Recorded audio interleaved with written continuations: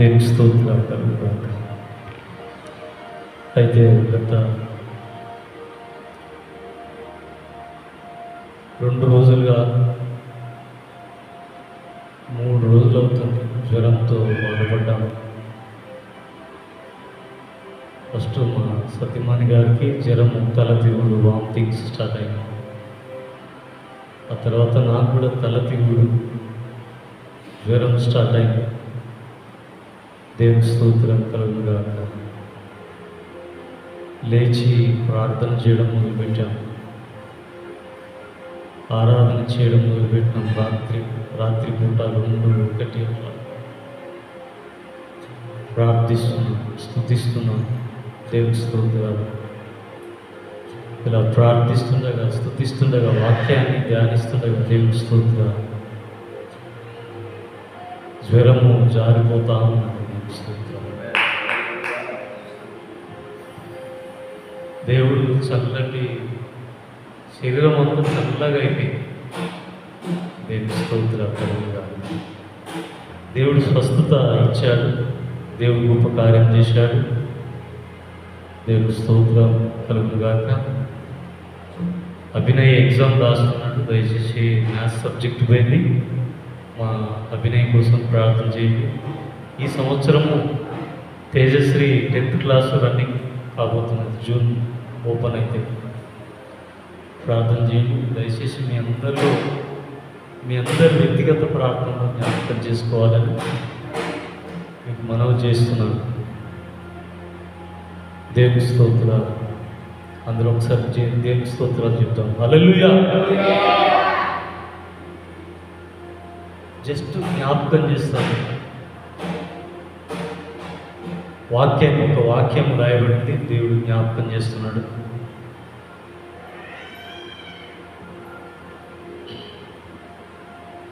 ఆరు 11 అనుకుంటాను, ప్రసంగి గ్రంథంలో. చూద్దాం ఒకసారి.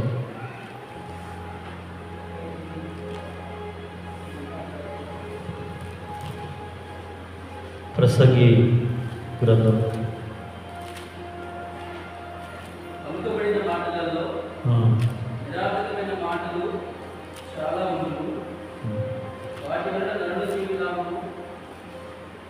దేవుని స్తోత్రం. చాలు. ఈ యొక్క మాటను బట్టి జ్ఞాపకం చేసుకున్నాం. ఒక భక్తుడు అంటాడు, ఒక దైవజనుడు అంటాడు, నేను మొదటగా దేవునితో మాట్లాడిన తర్వాతనే నేను ఎవరితోనైనా మాట్లాడడానికి నేను ఇష్టపడనంటాడు. ఉదయం లేవగానే, వేకువజామున లేవగానే దేవుని యొక్క వాక్యాలను జ్ఞాపకం చేసుకుంటాడు. యేసు ప్రభు యొక్క మాదిరిని పెట్టుకొని, మార్కు 1:35 అనుకుంటాను, ఆయన ఇంకా చీకటి ఉండగానే పెద్దల కడ లేచి అరణ్య ప్రాంతానికి వెళ్ళి ప్రార్థన చేయడానికి వెళ్తూ ఉంటాడు. దేవుని స్తోత్రం కలుగుగాక. ఆయన ప్రార్థన చేయడానికి వెళ్ళినప్పుడు దేవుని స్తోత్రాలు ఏం చేస్తున్నాడు? యేసుక్రీస్తు అంటే దేవునితో మాట్లాడుతున్నాడు, ప్రభుతో సంభాషిస్తున్నాడు. దేవుని స్తోత్రాలు. మనం ప్రార్థన ప్రార్థన ప్రార్థన ప్రార్థన అని వింటాం, కానీ ప్రార్థనే చేయము. గమనిస్తున్నారా? ఉదయం లేస్తే సాయంత్రం దాకా ప్రసంగిలో చెప్పబడిన రీతిగా ఆయన ఏమంటున్నాడు? ఆయన పలకబడిన మాటలలో అనేకమైనవి నిరర్థకమైనవి కలవు, కానీ వాటి వలన నరులకు ప్రయోజనము లేదు. దేవుని స్తోత్రం కలుగుగాక. నాకు జ్వరం వచ్చినందువల్ల ఇంట్లో వండిన వంట తినలేకపోతున్నాను. నోరు టేస్ట్ తెలియట్లేదు. కనీసం టిఫిన్ చేయడానికైనా హోటల్కి వెళ్దామని హోటల్లో కూర్చొని టిఫిన్ చేస్తామంటే, ఓ బీహార్ రాష్ట్రం నుంచి, ఛత్తీస్గఢ్ నుంచో బీహార్ నుంచో వచ్చారు. వాళ్ళు టిఫిన్లు అడుగుతూ ఉన్నారు. ఎవరికి నచ్చిన ఫుడ్ వారు అడుగుతూ ఉన్నారు. నేను కూడా నాకు ఇడ్లీ వడ ఇవ్వమంటే అది లేదన్నారు. అయితే కూర ఏమున్నదంటే తీసుకురండి అని చెప్పాను. దేవుని స్తోత్రాలు. మంచి టిఫిన్స్ తయారు చేస్తారు, వాళ్ళు ఎగ్ రైస్ తయారు చేస్తూ ఉంటారు. ఎంత ఎందుకు చెప్తున్నా అంటే దేవుని స్తోత్రాలు. ఆ హోటల్కి వచ్చిన బీహార్ నుంచి వచ్చిన వ్యక్తి అంటాడు కదా, ఆయనట టిఫిన్ చేసుకుంటా మాట్లాడుతూ ఆమె కన్ను పెట్టాడు. దేవుని స్తోత్రాలు. వస్తావని నడుపుతున్నాడు, ఆమె ఒకటేసారి గొడవ స్టార్ట్ చేసింది. అంటే నేను బయటికి వెళ్ళడంతో ఎందుకు ఈ మాట చెప్తున్నంటే అది మనకు అవసరం లేదు, కానీ అన్నీ నిరర్థకమైనవే. ప్రయోజనకరమైందా ఏమైంది ఉందా ముచ్చట? ఉపయోగకరమైంది ఏం లేదు. అక్కడ ఏం దక్క అట్లా సీరియస్ అవుతున్నారంటే, వాడు నన్ను ఇందులో ఏమని అడుగుతున్నాడు తెలుసా, నాకు కన్ను గీడుతా ఉన్నాడు, నాకు రమ్మని చెప్తున్నాడు అని అంటున్నాడు. అదయ్యా అంటే నువ్వేం చేస్తున్నావురా, లేచి చెంప జరవాలి కదా అని చెప్పి ఎందుకని వెళ్ళాను అనుకున్నాను, గొడవ ఎందుకని ఊరుకున్నాను అని చెప్తున్నాడు. దేవునికి స్తోత్రం కలుగును గాక. ఏంటిదండి ప్రయోజనకరమైంది లేదు. ఎక్కడ చూసినా కామ సంబంధమైన మాటలు, ఎక్కడ చూసినా వ్యర్థమైంది, ఎక్కడ చూసినా ఉపయోగం లేనిది. దేవునికి స్తోత్రాలు కలుగును గాక. నిన్న ఒక ఆమె ఇంటికి వెళ్ళాను, ఆమె విశ్వాసురాలే. అన్నీ పెద్ద తోపు పోలే అయిందిలే అని ఇష్టం వచ్చినట్టుగా మాట్లాడుతూ ఉన్నది. ఆమె దేవుని నమ్మింది. అన్ని రాళ్ళు అట్లనే ఉన్నారు. ఆ బీహార్ నుంచి వచ్చినాడు అలాగనే మాట్లాడుతూ ఉన్నాడు. దేవుని నమ్మిన బిడ్డలు అలాగనే భక్తిహీనంగా ప్రయోజనం లేని మాటలు, ఉపయోగం లేని మాటలు, లాభకరం లేని మాటలు. దేవుని స్తోత్రములు కలుగును గాక. నీ వలన ఉపయోగకరమైన మాటలు ఏమీ లేవు, ప్రయోజనమైంది ఏమీ లేదు. హృదయం దేని చేత నిండి ఉంటుందో నోరు అదే మాట్లాడు. దేవుని నమ్మని వాళ్ళు మాట్లాడిన మాట్లాడినట్టుగానే క్రైస్తవులు కూడా అట్లనే మాట్లాడుతున్నారండి. ఊరికేనే వ్యర్థమైన మాటలు. అందుకే ప్రసంగి ఏమంటాడు, సూర్యుని కింద జరుగుతున్నది సమస్తం వ్యర్థం. ఇంగ్లీష్లో ఏమంటారు దాన్ని మాటలు, ఏమో నాకు రాక అంటున్నాను మరి అది ఇంగ్లీష్ పదం. వేస్ట్. దేవుని నమ్మిన బిడ్డలు ఆయన గట్ల మాట్లాడండి వేస్ట్ అని అంటాడు, ఈయన ఇట్లా అంటాడు వేస్ట్ అని అంటాడు, ఈయన అట్లా అంటున్నాడు. భక్తుల మీద, సేవకుల మీద విశ్వాసులు మాట్లాడుతున్నారు, విశ్వాసుల మీద సేవకులు మాట్లాడుతున్నారు. ఏంటిది వ్యర్థుడా అని మాట్లాడుతున్నారు. ఇంకొక మాట అవసరమైతే ద్రోహి అని మాట్లాడుతున్నారు. అయ్యో కొత్త స్వార్థలు ఉన్నాయి మాట్లాడుతూ ఆ మాటలు వింటే వ్యర్థుడా అని పలికేవాడు, ద్రోహి అని పలికే మాటలు మాట్లాడితేవాట వాడు దేనికి లోనవుతాడట, విమర్శకు లోనవుతాడట. దేవుని స్తోత్రాలు. ఈ భయంకరమైన మాటలు ఇలా మాట్లాడితే మనల్ని ఎవరు చూడట్లేదని అనుకోవచ్చు, ఇలా మాట్లాడితే సాటుగా ఎవరు మనల్ని చూడట్లేదని అనుకోవచ్చు. కానీ మన అభివృద్ధి ఆగిపోతున్నది. మనం లేని శాపాలు తీసుకొచ్చుకుంటున్నాం తెలుసా. మన అభివృద్ధిని మనమే అడ్డుకట్ట గోడ వేసుకుంటున్నాం తెలుసా. అందుకే మన ప్రార్థన దేవుని స్తోత్రాలు. ఆ సామెతల గ్రంథంలో చదివినప్పుడు, నీ శత్రువు మాట్లాడినప్పుడు, వాడు చెడ్డ కార్యములను నెరవేర్చుకుంటున్నప్పుడు నువ్వు చూచినప్పుడు నీ హృదయంలో మచ్చరపడకు. అది అన్యుడే కానీ సేవకుడే కానీ వారు ఎన్ని మాట్లాడుకుంటే మనకు సంబంధం లేదు. దేవుని స్తోత్రాలు. ఇదిగో మనము మన నోటిని కాచుకోవాలని వాక్యంలో రాయబడింది. సామెతల గ్రంథంలో ఏమంటాడో తెలుసా, దేవుని స్తోత్రాలు.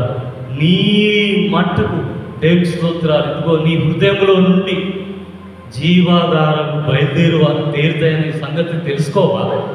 నువ్వు మంచి మాట్లాడుతూ ఉంటే నీ హృదయంలో ఏం బయలుదేరుతాయట, జీవాధారాలు బయలుదేరుతాయి. నా కుమారుడా, నా కుమార్తె, నా మాటలు ఆలకించుము.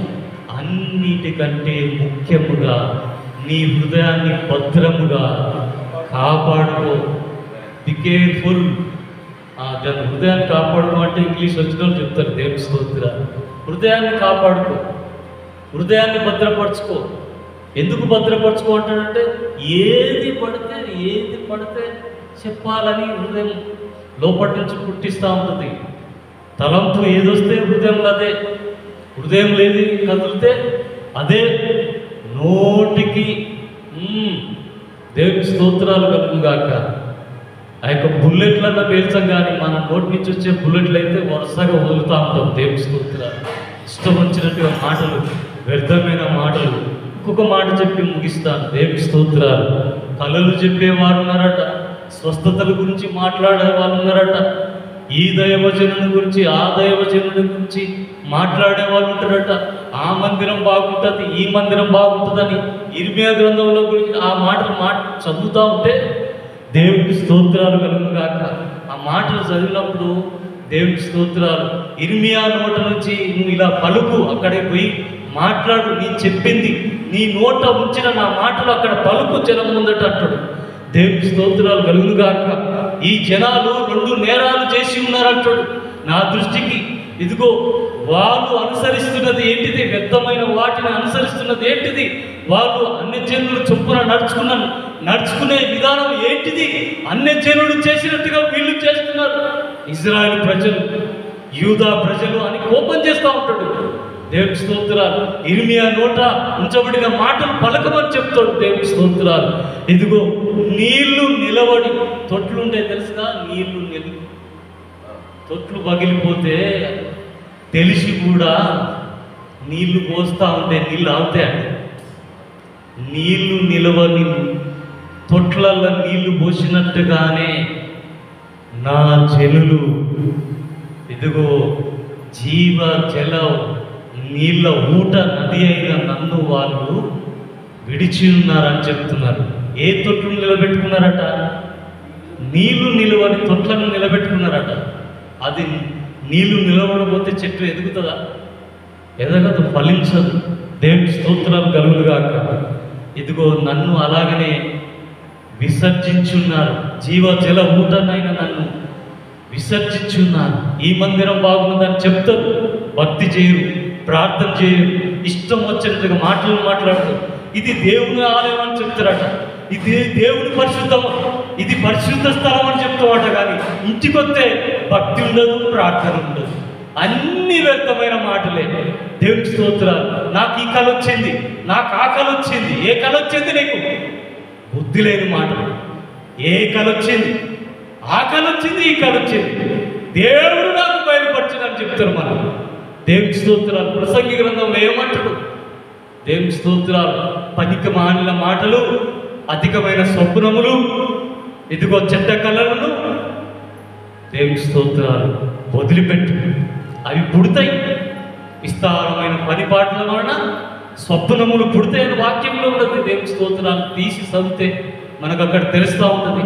కానీ కింద చదువుకుంటా పోతే నీ మట్టుకు నీవు, ఆ మాట దొరికితే దయచేసి చదవండి.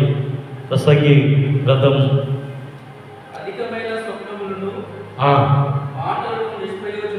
అధికమైన మాటలు, స్వప్నములు, నిష్ప్రయోజనములు. రిఫరెన్స్ చెప్పాలి. 5వ అధ్యాయం దయచేసి చూడండి. దేవుని స్తోత్రాలు. అధికమైన స్వప్నములు, కళలు, అవి నిష్ప్రయోజనములు అన్నాడా, ప్రయోజనములు అన్నాడా? దేవుని స్తోత్రం కలుగును గాక.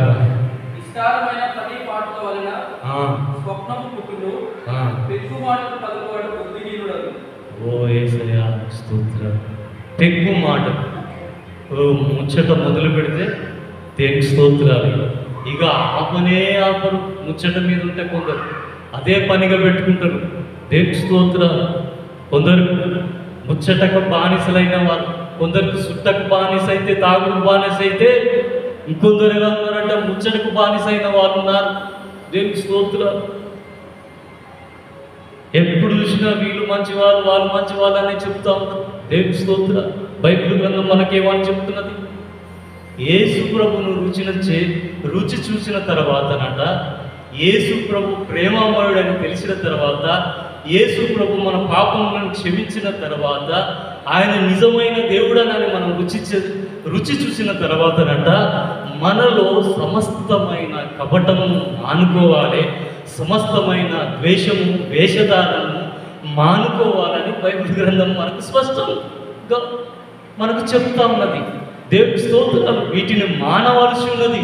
కొత్తగా జన్మించిన శిశువులు తెలుసు కదా, పుట్టిన బిడ్డలు ఎలా ఉంటారంటే ఆ విధంగా పోలిన వారై వాక్యం అనే పాలను తీసుకొని మన రక్షణ విషయంలో ఎదుగు నిమిత్తము ఆ వాక్యం అనే పాలను మీరు ఆపేక్షించండి.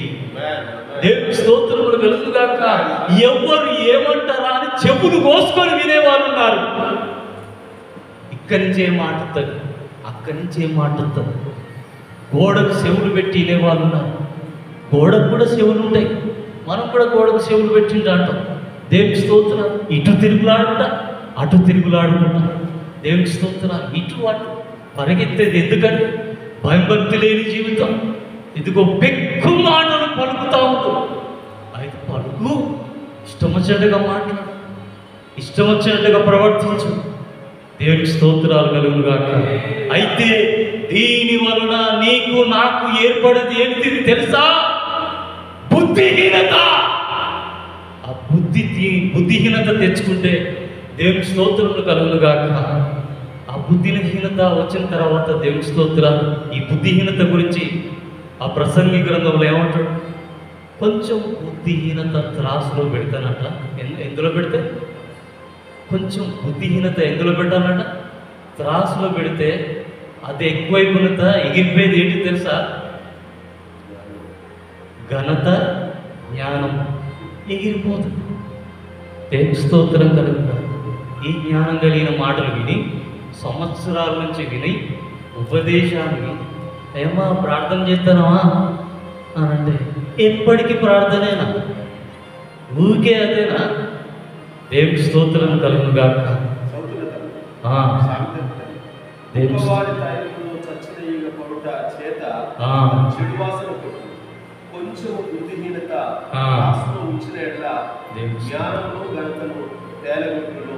దేవుని స్తోత్రాలు. విన్నారు కదా ఈ మాటలు ఎంత శ్రేష్టమైనవంటే, ఆ చిన్న మాట, ఒక చిన్నదే ఈగ. దేవుని స్తోత్రాలు.